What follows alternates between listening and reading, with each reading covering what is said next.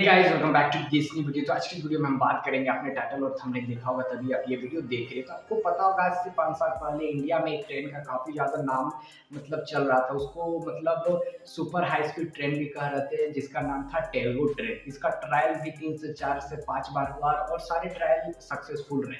लेकिन ऐसा फिर क्या हुआ कि इंडिया रेलवेज ने इन्हें रिजेक्ट कर दिया और आगे अभी टेलगो नाम आप सुनते भी नहीं होंगे और इनका कोई ट्रेन अभी चलता भी नहीं, रनिंग टाइम में इनका एक भी ट्रेन नहीं चलता है।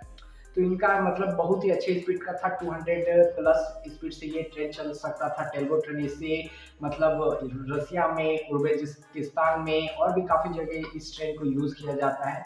कनाडा हो गया, फिर और भी काफ़ी कंट्रीज में। तो इसे इंडिया में भी लाने का प्लानिंग था, जो 200 प्लस 2050 अच्छा खासा kilometre semi high speed train था। तो इसे क्यों रिजेक्ट कर दिया गया, इसके 3 कारण को हम जानेंगे। तो इस वीडियो को लास्ट तक देखें और चलिए शुरू कर लेते हैं। तो फ्रेंड्स, सबसे पहले मैं आपको टेलगो ट्रेन का जो 3 डिफेक्टिव थे उसी के बारे में बात करते हैं, इससे आपको पता ही चल जाएगा।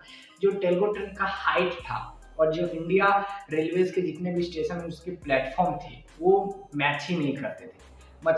आप एक इंडिया ट्रेन देखोगे, इंडियन ट्रेन जो होते हैं जैसे कि राजधानी आपकी स्क्रीन में दिख रहा होगा, इसका हाइट आपको ज्यादा दिख रहा होगा और टेलगो ट्रेन का हाइट काफी कम दिख रहा था। अब इंडियन प्लेटफॉर्म तो काफी उसी के हिसाब से बनाया जाएगा जो इंडिया रेलवे पहले से अपने ट्रेन को चलाया करते थे, एक्सप्रेस, सुपरफास्ट, राजधानी। तो उनका हिसाब से प्लेटफॉर्म बना था। अब टेलगो ट्रेन का जो हाइट है, कंट्री, अब इंडिया के आउट ऑफ कंट्रीज में जहाँ जहाँ इस ट्रेन को चलाया जाता है उसको ख्याल में रखते हुए सही उस प्लेटफॉर्म को बनाया था। चाहे वो रसिया हो जाए, चाहे वो उज्बेकिस्तान हो जाए या कोई भी कंट्री जैसे कनाडा, कोई भी कंट्री। तो वहाँ तो स्टार्टिंग से ही टेलगो ट्रेन के ही मॉडल्स चलते थे, इसलिए वहाँ के प्लेटफॉर्म भी काफ़ी नीचे होते हैं। लेकिन इंडिया के जो प्लेटफॉर्म है उसे किसको ध्यान में रख के बनाया गया था, राजधानी, एक्सप्रेस, सुपरफास्ट जैसे ट्रेन, क्योंकि इंडियन ट्रेन काफ़ी थोड़े हाइट में ऊंचे होते हैं देन टेलगो। तो अगर टेलगो ट्रेन को इंडिया के 50 कोई भी रूट में अगर चलाया जाता, अगर 50 स्टेशन में भी, बड़े बड़े 50 स्टेशन में भी रोका जाता, तो या तो प्लेटफॉर्म को उन्हें तोड़कर नीचे करना पड़ता, रिबिल्ड करना पड़ता, या टेलगो के लिए एक अलग सा प्लेटफॉर्म बनाना पड़ता जो टेलगो से मैचअप खाए। तो इसमें काफ़ी ज़्यादा दिक्कत हो रहा था इंडियन रेलवेज को और ये काफ़ी ज़्यादा एक लंबा समय लग जाता है। यहाँ एक ट्रेन को लाने में इतना लंबा समय लग जाता है, 4 से 5 साल। तो हर स्टेशन में रीबिल्ड करना और टेलगो के हिसाब से प्लेटफॉर्म बनाना, ये भी दिक्कत वाला बात था। तो पहला कारण और ये सबसे बड़ा कारण था जिससे टेलगो ट्रेन को रिजेक्ट किया गया, क्योंकि इंडियन रेलवेज के जितने भी ट्रेन हैं उनके हिसाब से प्लेटफॉर्म बनाए गए थे और टेलगो ट्रेन का जो हाइट है वो काफ़ी कम है इंडियन रेलवेज के जितने भी ट्रेन हैं। तो इसका तो पहला कारण हो गया। अब दूसरा कारण जो है, इंडिया काफ़ी ज़्यादा पॉपुलेशन है और चाइना के बाद दूसरा नंबर पे है। तो जो पॉपुलेशन है यहाँ पर आप देखोगे कि जो जनरल बोगीज रहते हैं वहाँ पर घुस जाते हैं भेड़ बकरिया जैसा इंसान, काफ़ी ज़्यादा सीटिंग काफ़ी ज़्यादा रहता है, लटक लटक के जाते हैं। लेकिन यही बात करेंगे टेलगो ट्रेन के एक कोच में, तो वहाँ मैक्सिमम 40 लोग बैठ सकते थे। ऐसे 32 लोगों का ही कैपेसिटी का था एक कोच में, लेकिन मैक्सिमम आप चाहते तो 40 बैठा सकते। तो सोच सकते हो कि कितना फिर टेलगो ट्रेन चलाना पड़ता एक एक प्लेटफॉर्म में, जो हो ही नहीं सकता था। अब अगर आप कोच बढ़ा देते टेलगो का तो उसका स्पीड कम हो जाता।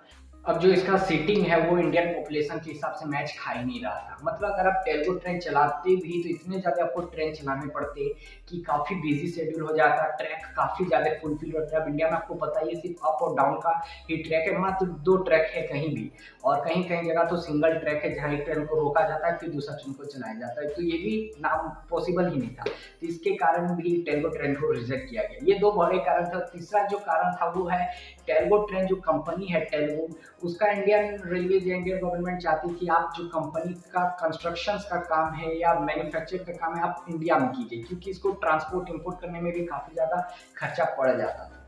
लेकिन टेलगो ने बोला नहीं, हम जहाँ पर हमारा बेस्ट कंट्री है हम वहीं पर इसको बनाएंगे और आपको सिर्फ हम एक्सपोर्ट कर सकते हैं। तो इसमें भी खर्चा भी ज़्यादा होता और अगर इंडिया में आता इसका मैन्युफैक्चरिंग हब बनता या यहाँ पर, तो काफ़ी ज़्यादा यहाँ के लोगों को रोजगार भी मिलता, तो एक और यहाँ हो सकता था। तो यहाँ पर अनबन हुआ और टेलगो ट्रेन ने नहीं आया इंडिया में, अपना जो है हब या बनाना नहीं चाहा।